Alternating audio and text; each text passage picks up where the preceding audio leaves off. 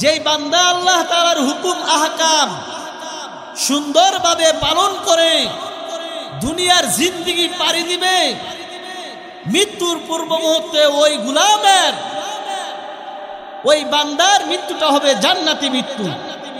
বলেন না সুবহানাল্লাহ। যখন একটা জান্নাতি ব্যক্তির মৃত্যু হবে,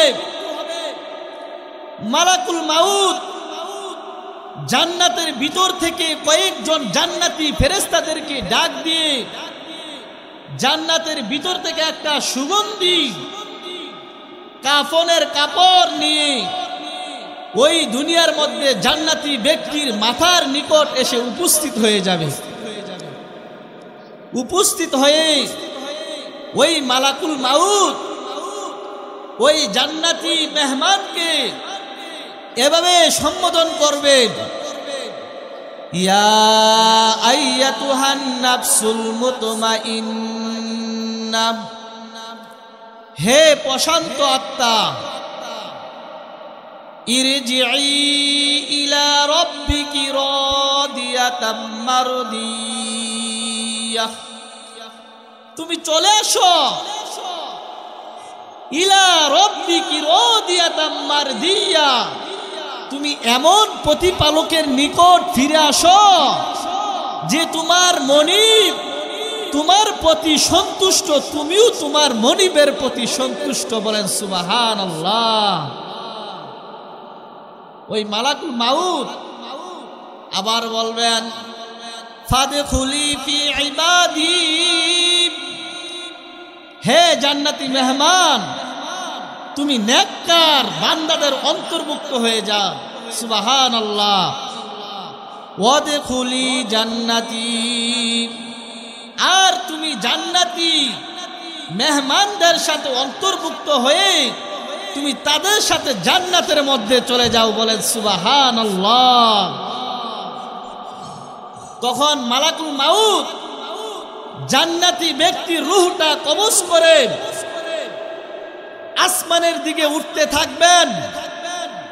আর আসমানের দিকে যখন পহেলা আসমানে উঠে যাবেন, পহেলা আসমানের ফেরেশতারা ওই মালাকুল মাউতকে জিজ্ঞাসা করবেন, ভাই মালাকুল মাউত,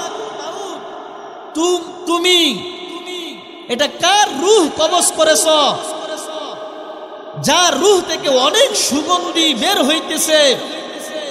তখন ওই মালাকুল মাউত বলবেন যে এইটা ওই কুমিল্লা চৌহদ্দি উমক ব্যক্তি, সে দুনিয়ার মধ্যে আল্লাহ তাআলার নাফরমানির মধ্যে লিপ্ত ছিল না, আল্লাহ তাআলার ইবাদত আল্লাহ তাআলার বন্দেগীর মধ্যে লিপ্ত ছিল। এর জন্য আল্লাহ তাআলা তাকে জান্নাতি মৃত্যু দিয়েছে, এর জন্য তার রূহ থেকে জান্নাতি ঘেরান আসতেছে। বলেন সুবহানাল্লাহ। পহেলা আসমানের ফেরেশতারা ওই রূহের প্রতি খুশি হয়ে জান্নাতি মেহমানের প্রতি সন্তুষ্ট হয়ে এই রূহটাকে জান্নাতের মধ্যে নিজ দায়িত্বে রেখে দিবেন। বলেন সুবহানাল্লাহ। এটা হলো জান্নাতি মেহমানের মৃত্যু। আর দ্বিতীয় নাম্বার মৃত্যু হলো জাহান্নামী ব্যক্তির মৃত্যু। যখন নাফরমান বান্দা মালিকের সাজদা থেকে বঞ্চিত থাকে, নাফরমান বান্দা যখন হালাল থেকে হালাল ছেড়ে হারামের দিকে ধাবিত হয়ে যায়, নাফরমান বান্দা যখন মালিকের ইবাদত থেকে গাফেল থাকে, আল্লাহ তাআলার হুকুম থেকে গাফেল থাকে, সত্য থেকে সত্য বলা থেকে গাফেল থাকে, সত্যকে মিথ্যা বলে মিথ্যাকে সত্য বলে, হালালকে হারাম বলে হারামকে হালাল বলে, এরকম করে জিন্দেগি পার করে যায়। পরিশেষে মালাকুল মাউত এই জাহান্নামী ব্যক্তির রূহটা নেওয়ার জন্য ওই জাহান্নামী ব্যক্তির মাথার নিকটে কিনারে এসে বসে, আয়েশা বসে আর বলে, ইয়া আইয়াতুহান নাফসুল খবিসা, হে অপবিত্র আত্মা, তুমি এই তোমার অন্তর থেকে তোমার শরীর থেকে এই অপবিত্র মানুষের থেকে তুমি বের হয়ে চলে আসো। তখন এই জাহান্নামী ব্যক্তির আত্মাটা মালাকুল মাউতকে ভয় পেয়ে তখন এই আত্মাটা পালায়ন করার জন্য জাহান্নামী ব্যক্তির পায়ের নখের মধ্যে লুকানোর জন্য চেষ্টা করে। ওই মালাকুল মাউত জাহান্নামী ব্যক্তির ওই নখের মধ্যে যখন টিপ মারে, যখন স্পর্শ করে ধরার জন্য যায়, তখন ওই জাহান্নামী ব্যক্তির মনটা বলে যে আমার উপর 7 আসমান 7 জমিন রেখে দেওয়া হয়েছে। নাউজুবিল্লাহ। মেরে মুহতারাম, যখন পায়ের মধ্যে এরকম টিপ মারে তখন এই জাহান্নামী রূহটা ওই জাহান্নামী ব্যক্তির পশমের মধ্যে, পশমের ঘোড়ার মধ্যে পালায়ন করার জন্য চেষ্টা করে। অবশেষে জাহান্নামী ব্যক্তির রূহটাকে থাবা মেরে ধরে আসমানের দিকে মালাকুল মাউত রওনা করেন। পহেলা আসমানে যখন গিয়ে উপস্থিত হন, পহেলা আসমানের ফেরেশতারা মালাকুল মাউতকে বলে, ভাই মালাকুল মাউত, এটা কার তুমি রূহটা নিয়ে এসেছ? এই রূহ থেকে এত দুর্গন্ধ আসে কেন? তখন ওই মালাকুল মাউত বলবে যে এটা কুমিল্লা মুরাদনগর চৌহদ্দি এক নাফরমানের রূহ, যে তার মালিকের আদেশ পালন করে নাই। সে তার মালিকের আদেশ পালন না করার কারণে আল্লাহ তাআলা তার রূহটা জাহান্নামী ব্যক্তিদের কাতারে রেখে দিয়েছেন।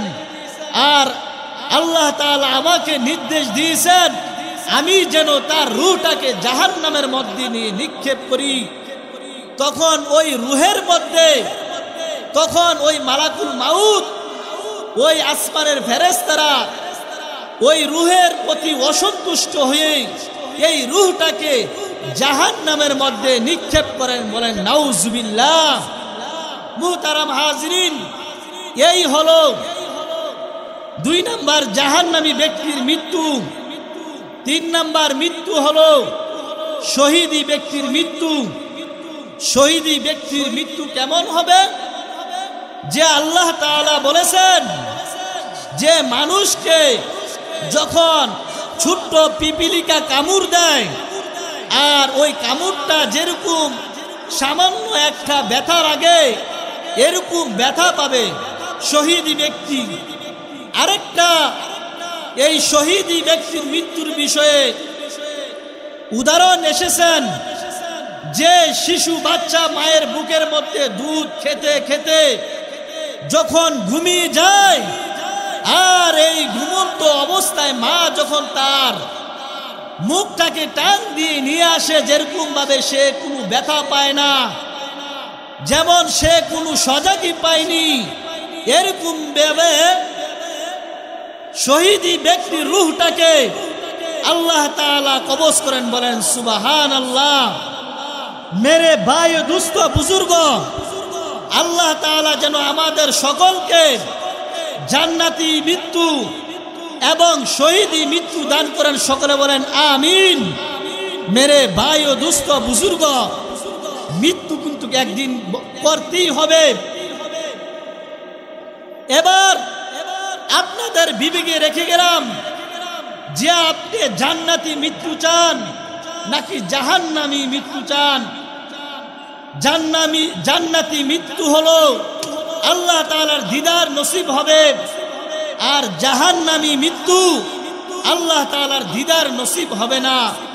মেরে ভাই ও দুস্থ বুজুর্গ, আল্লাহ তাআলা যেন আমাদের সকলকে জান্নাতি মৃত্যু এবং শহীদি মৃত্যু দান করেন। সকলে বলেন আমিন। মেরে ভাই ও দুস্থ বুজুর্গ, আমাদের প্রিয় নবীজি সাল্লাল্লাহু আলাইহি ওয়াসাল্লাম ইন্তেকাল হয়েছে। আশরাফুল মাখলুকাতের সরদার, আকায়ে নামদার তাজদারে মদিনা রাসূল আরবি আকে মাদানী জনাবে মুহাম্মদুর রাসূলুল্লাহ সাল্লাল্লাহু আলাইহি ওয়াসাল্লাম এই দুনিয়ার মধ্যে থাকতে পারেন নাই, নির্দিষ্ট সময়ে চলে যেতে হয়েছে। আমাদের নবীজির কলিজার টুকরা হযরতে ফাতেমা রাদিয়াল্লাহু তাআলা আনহা নবীজির মৃত্যুর 6 মাস পরেই ইন্তেকাল করেছেন। ইন্তেকাল করার সময় হযরতে ফাতেমা রাদিয়াল্লাহু তাআলা আনহা বলেছেন, প্রিয় স্বামী হযরতে আলী রাদিয়াল্লাহু তাআলা আনহুকে সম্বোধন করে বলতেছেন, আমার প্রিয় স্বামী, আমি মনে হয় বেশি দিন আমি আর এই দুনিয়ার মধ্যে বাঁচব না। আপনার নিকট আমার আবদার, আপনার নিকট আমার আবেদন থাকবে যে আমি নবীজির আদরের কলিজার টুকরা আমার মৃত্যুর খবর শুনে লাখো মুসলিম আমার জানাজায় শরীক হওয়ার জন্য চেষ্টা করবে, কিন্তু প্রিয় স্বামী আমি আপনার নিকট আবেদন করলাম আমার মৃত্যুর সময় আপনি আমার প্রতিবেশী ব্যতীত অন্য কাউকে আর জানাবেন না, অন্য কাউকে আর জানাবেন না। তখন হযরত আলী রাদিয়াল্লাহু তাআলা আনহু এই ওসিয়তটা গ্রহণ করে নিলেন। ওসিয়তটা গ্রহণ করার পর একবার কয়েকদিন পর নবীজি সাল্লাল্লাহু আলাইহি ওয়াসাল্লাম রওজা শরীফ থেকে সাহাবী আবু যর গফারিকে স্বপ্নে দেখাইতেছেন যে আবু যর গফারি আজ আমার কলিজার টুকরা হযরতে ফাতেমা রাদিয়াল্লাহু তাআলা আনহার ইন্তেকাল হবে। আবু যর গফারি, যদি আমি বেঁচে থাকতাম তাহলে আমি তোমাকে এই দায়িত্ব দিতাম। আজ স্বপ্নে আমি তোমাকে একটা দায়িত্ব দিতে চাই। আমার মেয়ে বেগানা পুরুষ জীবিত থাকা অবস্থায় পছন্দ করেন নাই। মৃত্যুর সময় হযরত আলীকে ওসিয়ত করে গেছে যেন কোনো দূর দূরান্ত থেকে কোনো মুসলমান না আসে। আবু যর গফারি, তোমাকে আমি একটা দায়িত্ব দিতেছি, আমার কলিজার টুকরা হযরতে ফাতেমা রাদিয়াল্লাহু তাআলা আনহার আজ রাত মৃত্যু হবে, তুমি গিয়ে আমার ফাতেমার জন্য একটা কবর খনন করো। আবু যর গফারি সঙ্গে সঙ্গে স্বপ্ন থেকে উঠে, ঘুম থেকে উঠে সাথে সাথে হযরত আলী রাদিয়াল্লাহু তাআলা আনহুর বাড়ির দরজায় গিয়ে নক করেছেন। হযরত আলী দরজা খুললেন। তখন আবু যর গফারি সাথে সাথে বললেন যে আমার রাসূলের আদরের কলিজার টুকরা হযরতে ফাতেমা রাদিয়াল্লাহু তাআলা আর দুনিয়ার মধ্যে নেই। তখন হযরত আলী রাদিয়াল্লাহু তাআলা আনহু বললেন যে আবু যর গফারি, তোমাকে এই সংবাদ দিয়েছে কে? আমাকে সংবাদ দিয়েছে নবীজি সাল্লাল্লাহু আলাইহি ওয়াসাল্লাম, আমাকে স্বপ্নে বলে দিয়েছেন। বলেন সুবহানাল্লাহ। কান্নামুখী হয়ে আবু যর গফারি কুদাল নিয়ে কবর খনন করলেন। কবর খনন করতেছেন, চোখ দিয়ে পানি পড়তেছেন। যে সমস্ত মহিলাদের জান্নাতের সর্দারনি আজ দুনিয়া থেকে আমাদেরকে বিদায় দিয়ে চলে গিয়েছেন আর কান্না করতেছেন। শেষ পর্যায়ে কবর খনন করার শেষে কবরকে উদ্দেশ্য করে বলতেছে, হে কবর, তুমি কি জানো আজ তোমার উপর কাকে শোয়াইব? তখন বলতেছে যে দু জাহানের সরকার আকা নামদার নবীজি সাল্লাল্লাহু আলাইহি ওয়াসাল্লামকে, নবীজি আলাইহি ওয়াসাল্লামের আদরের কলিজার টুকরা হযরতে ফাতেমা রাদিয়াল্লাহু তাআলা আনহাকে তোমার উপর আজকে শোয়াই দিব। হে কবর, তুমি কি জানো আজ তোমার উপর কাকে শোয়াই দিব? তখন বলতেছেন যে হযরতে হাসান হুসাইনের মা হযরতে ফাতেমা রাদিয়াল্লাহু তাআলা আনহাকে আজ তোমার উপর আমরা শোয়ে চলে যাব। হে কবর, তোমরা কি জানো আজ তোমার উপর কাকে শোয়াইব? সমস্ত মহিলাদের সর্দারনি হযরতে ফাতেমা রাদিয়াল্লাহু তাআলা আনহাকে তোমার উপর শোয়াই দিব। হে কবর, তুমি কি জানো আজ আমি কাকে তোমার উপর শোয়াইয়া দিব? শেরে খুদা হযরতে আলী রাদিয়াল্লাহু তাআলা আনহুর প্রিয়তমা হযরতে ফাতেমা রাদিয়াল্লাহু তাআলা আনহাকে তোমার উপর শোয়াই দিব।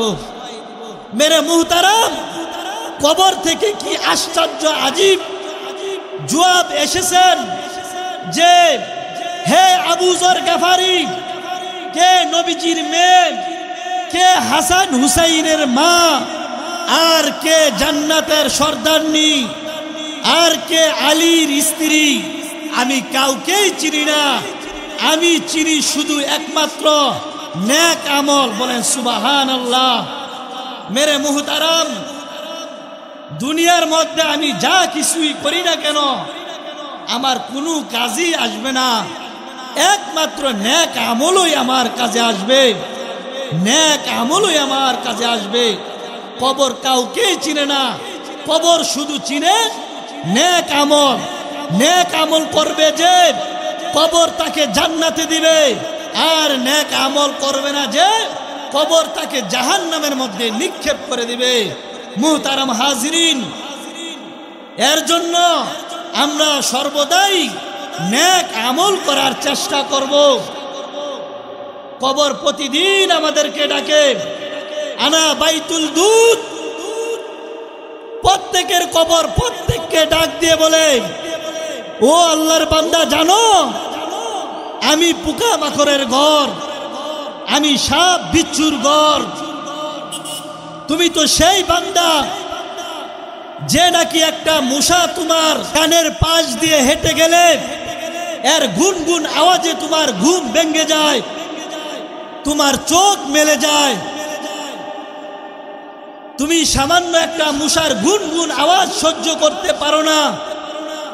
একবার মশারি লাগাও, একবার এরাসুন জ্বালাও, একবার কয়েল জ্বালাও, এরপরও যেন মশা আমাকে একটা কামড় না দেয়, মশা যেন আমার কানের নিকট এসে গুনগুন আওয়াজ করতে না হয়। 5 ঘন্টা ঘুমের জন্য, 6 ঘন্টা ঘুমের জন্য এত মেহনত আর এত কষ্ট করলাম, আর অনন্তকাল বৎসরের পর বৎসর যেই কবরের মধ্যে আমরা থাকব, সেই কবরের জন্য, সেই স্থানের জন্য আমরা কি নেক আমল করতেছি। বাপ, যুবক ভাইরা, আমরা কি আমল করতেছি? আমার বাপ, আপনারও চিন্তা করেন, আমিও চিন্তা করি, আপনারা সকলেই চিন্তা করেন। আমাদের আমল নামা দিয়ে কি আমরা জান্নাতে যেতে পারবো? আমরা যে আমল নামা করতেছি এই আমল নামা দিয়ে কি আমরা জান্নাতের টিকিট পাবো? মুহতারাম হাজিরিন, খুব খেয়াল করে চিন্তা করেন, তাহলে আমার বিবেক উত্তর দিবে যে সুলাইমান যে আমল করতেছ এই আমল দিয়ে জান্নাতে যাওয়া সম্ভব নয়। যেভাবে চলাফেরা করতেছ ওইভাবে জান্নাতে যাওয়া সম্ভব নয়। প্রতিদিন আমার কবর আমাকে ডাক দিয়ে বলে, আনা বাইতুল দুধ, আমি হলাম সাপ বিচ্ছুর ঘর। আনা বাইতুল দুধ, আমি সাপ বিচ্ছুর ঘর। আমি দুনিয়ার এসি ওয়ালা রুম না, আমি দুনিয়ার দামি দামি খাট সুফা ওয়ালা রুম না। আনা বাইতুল ওয়াহদা, আমি হইলাম একাকী ঘর। দুনিয়ার ঘরের মধ্যে তুমি বিবি, ছেলে, মেয়ে, সন্তান, আত্মীয় স্বজন সকলকে নিয়ে তুমি কবরের মধ্যে, সকলকে নিয়ে তুমি নিজ ঘরের মধ্যে বসবাস করো, রাত্রি যাপন করো, নিজ আদরের সন্তানকে বুকে নিয়ে তুমি ঘুমাও। আর কবর বলতেছেন, আনা বাইতুল ওয়াহদা, আমি হইলাম একাকী ঘর। বান্দা তোমাকে আমি দুনিয়ার মধ্যে প্রেরণ করেছি একা, আবার তুমি আমার কবরের মধ্যে যেতে হবে একা। আবার আমার কবর আমাকে ডাক দিয়ে বলেন আনা বাইতুল গুরবা, আমার কবর আমাকে বলতেছেন যে আমি হলাম অপরিচিত ঘর। মেরে ভাই দুস্থ বুজুর্গ, কবর বলতেছেন যে আমি হলাম অপরিচিত ঘর। দুনিয়ার ঘরের মধ্যে গেলে কোনটা বারান্দা, কোনটা বেডরুম, কোনটা ড্রয়িং রুম, কোনটা অজুখানা, কোনটা বাথরুম, সবগুলো আমি চিনে ফেলি। কিন্তু কবর আমাকে বলতেছে আনা বাইতুল গুরবা, আমি হইলাম অপরিচিত একটি ঘর। আমার ঘরের মধ্যে তুমি কিছুই চিনতে পারবা না। আমাকে যদি তুমি নেক আমল দাও তাহলেই তুমি সব কিছু চিনতে পারবা। মেরে ভাই ও দুস্থ বুজুর্গ বন্ধু, একদিন রাত ফুরালে দেখবেন যে তুমি আর দুনিয়ায় নেই। পৃথিবীবাসী বলবে যে তুমি মরে গেছো। সেদিন সূর্য উঠবে, আলো দিবে, চন্দ্র উঠবে, আকাশ দিন দিবে, রাত হবে, সিএনজিও চলবে, অটো চলবে, দোকানপাট সবই চলবে। আর এই ধোঁকাময় দুনিয়া আমাকে ধোঁকার মধ্যে ফেলে দিয়ে হঠাৎ করে আমার মৃত্যু দিয়ে আমাকে একেবারে নিস্তব্ধ বানিয়ে, আমাকে একবারে নিশ্চুপ বানিয়ে দিয়ে দুনিয়ার গতিতে চলতে থাকবে। মাঝখান দিয়ে আমি চুপ হয়ে গেলাম, আমার সাথে আর কেউই কবরে যাবে না। মেরে ভাই ও দুস্থ বুজুর্গ, শেষ পর্যন্ত আমি একাই কবরে, শেষ পর্যন্ত আমি একাই থাকব। আমার ডানে বামে কেউ থাকবে না, আমার মৃত্যুতে কেউ মৃত্যুবরণ করবে না, আমার অসুস্থতায় কেউ অসুস্থ হবে না। নাকি হয়? আমি মৃত্যুবরণ করলে আমার স্ত্রী মৃত্যুবরণ করে, আমি মৃত্যুবরণ করলে আমার সাথে কেউই মৃত্যুবরণ করবে না, আমার অসুস্থতায় কেউই অসুস্থ হবে না, আমি কান্না করলে আমার সাথে কেউই কান্না করবে না, আমি ক্ষুধায় থাকলে আমার সাথে কেউই ক্ষুধায় থাকবে না, আমি পিপাসায় থাকলে আমার সাথে অন্য কেউই পিপাসিত হবে না, আমি ব্যথিত হলে আমার সাথে কেউই ব্যথিত হবে না, আমি কষ্টে থাকলে আমার সাথে কেউ কষ্টে থাকবে না। মেরে ভাই দুস্থ বুজুর্গ, তাহলে শেষ পর্যন্ত আমি একা এসেছি, আবার একাই যেতে হবে। এটাই সত্য, এটাই বাস্তব। আল্লাহ তাআলা বলেছেন, বান্দা দুনিয়ার মধ্যে আমি তোমাকে একাই প্রেরণ করেছি, আবার তুমি আমার সাথে সাক্ষাৎ করতে হবে একাই। এর জন্য মেরে ভাই ও দুস্থ বুজুর্গ, আমরা জীবনে যা কিছু করেছি সব কিছু বাদ দিয়ে আজ থেকে আমরা খাঁটি তাওবা করে মাওলা পাকের ইবাদতের মধ্যে লিপ্ত হয়ে যাই, তাহলেই আমরা জান্নাতে যেতে পারবো। আর আমরা এখন থেকে, অনেকে বলতে পারেন যে আমি বৃদ্ধ হয়ে গিয়েছি, অনেকে হাল ছেড়ে দেয় যে বাতিজা নাতি, এই বয়সে কি আমি জান্নাতে যেতে পারবো?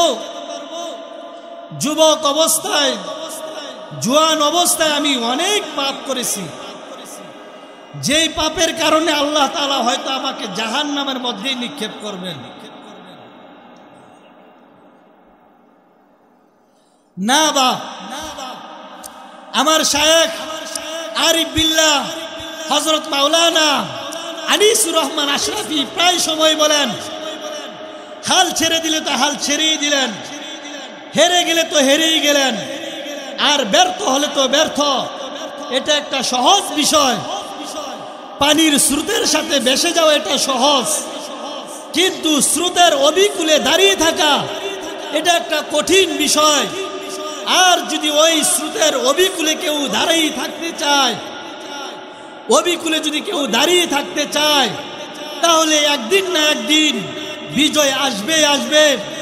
মেরে মুহতারাম, আপনি আমলে লেগে যান, তাহলে ইনশাআল্লাহ মৃত্যুর সময় আপনি অবশ্যই সফলতা পাবেনই পাবেন, সফলতা পাবেনই পাবেন। আর যদি অহংকার করে যদি বলেন না আমি আল্লাহ তাআলার ইবাদত করব না, আমি আর আল্লাহ তাআলার ইবাদত করব না, এরকম অনেক যুবক আছে অহংকার করে রাস্তাঘাটে চলে, সমাজের মধ্যে বিস্তার লাভ করতেছে। এক বুজুর্গ এক যুবককে বলতেছে, নওজোয়ান যুবক তুমি এত অহংকার করো কেন, তুমি এভাবে কেন চলো? তখন ওই যুবক বলল যে আপনি আমাকে চিনেন? তখন ওই আল্লাহর ওলি আল্লাহওয়ালা ব্যক্তি বলল যে যুবক আমি তো তোমাকে চিনি, আউয়ালুকা নুতফাতুন কদিরা, যে তুমি তো প্রথমে তোমার মায়ের পেটের মধ্যে একটা নাপাক বস্তু ছিলা, যেই নাপাকির কারণে তোমার বাবা তোমার মা উভয়ে গোসল করতে হয়েছে। আখিরুকা তোমার শেষ অবস্থা হলো যে তোমাকে মানুষ কবরের মধ্যে রেখে দিয়ে চলে আসবে, আর সামান্য কয়েকদিনের ব্যবধানে তুমি পচে গলে তুমি একেবারে পোকা মাকড় হয়ে যাবে। আর মাঝখান দিয়ে তুমি দুনিয়ার মধ্যে যেভাবে অহংকার করে চলতেছ, এখন যদি তোমার পেটের মধ্যে একটা গাই দেওয়া হয়, তোমার পেটকে ফুলত করা হয়, তাহলে তোমার শরীরের ভিতর থেকে নাপাকি বের হয়ে আসবে। যার শুরু ছিল নাপাক দুর্গন্ধ, যার শেষ কবর, যা কয়েকদিনের ব্যবধানে পোকামাকড় হয়ে যাবে, আর যার মাঝখান দিয়ে সময়টা ছিল নাপাক পেটে নিয়ে তুমি হাঁটা চলাফেরা করতেছ, তোমার কেন এত অহংকার, তোমার কেন এত অহংকার? তখন ওই যুবক দুই চোখ দিয়ে অজুরু কান্না করে ওই আল্লাহর ওলির নিকট তাওবা করে দ্বীনের পথে চলে এসেছেন। বলেন সুবহানাল্লাহ। যুবক ভাইদেরকে বলবো, আমার ভাইরা, মৃত্যু কিন্তু আমাদের একদিন নিশ্চিত। এই মৃত্যু থেকে কেউই রেহাই পাবে না, আপনিও পাবেন না, আমিও পাবো না, যে কোটি কোটি টাকার মালিক সেও পাবে না, আর যে দরিদ্র সেও মৃত্যু থেকে রেহাই পাবে না। আমাদের প্রত্যেককেই একটা স্থানে যেতে হবে, যেই স্থানের মধ্যে ধনী গরিব কাউকেই সুন্দরভাবে রাখা হয় না, সবাইকে মাটির মধ্যে রেখে দিয়ে চলে আসবে। এর জন্য মুহতারাম হাজিরিন, আমাদের মৃত্যু নিশ্চিত। 5 ওয়াক্ত নামাজ পড়লো মৃত্যুবরণ করতে হবে, আর সারাদিন নাফরমানির মধ্যে লিপ্ত থাকলো মৃত্যু নিশ্চিত। মৃত্যুর কথা মনে থাকলো মৃত্যুবরণ করতে হবে, মৃত্যুর কথা মনে না থাকলেও মৃত্যুবরণ করতে হবে। হাসলেও মৃত্যুবরণ করতে হবে, কাঁদলেও মৃত্যুবরণ করতে হবে, সুখে থাকলেও মৃত্যুবরণ করতে হবে, দুঃখে থাকলেও মৃত্যুবরণ করতে হবে, দাড়ি রাখলেও মৃত্যুবরণ করতে হবে, দাড়ি না রাখলেও মৃত্যুবরণ করতে হবে, রাজপ্রাসাদ অট্টালিকায় বসবাস করলেও মৃত্যুবরণ করতে হবে, জীর্ণ শীর্ণ কুড়ের ঘরে থাকলেও মৃত্যুবরণ করতে হবে। জীবনে সুখ যাকে স্পর্শ করে নাই সেও মৃত্যুবরণ করতে হবে, জীবনে দুঃখ যাকে স্পর্শ করে নাই সেও একদিন মৃত্যুবরণ করতে হবে। মৃত্যুর থেকে কেউ ছাড় পাবে না। আমরা যেহেতু মৃত্যুবরণ করতেই হবে, এর জন্য মেরে মুহতারাম হাজিরিন, মৃত্যুর জন্য আমরা প্রস্তুতি নেই।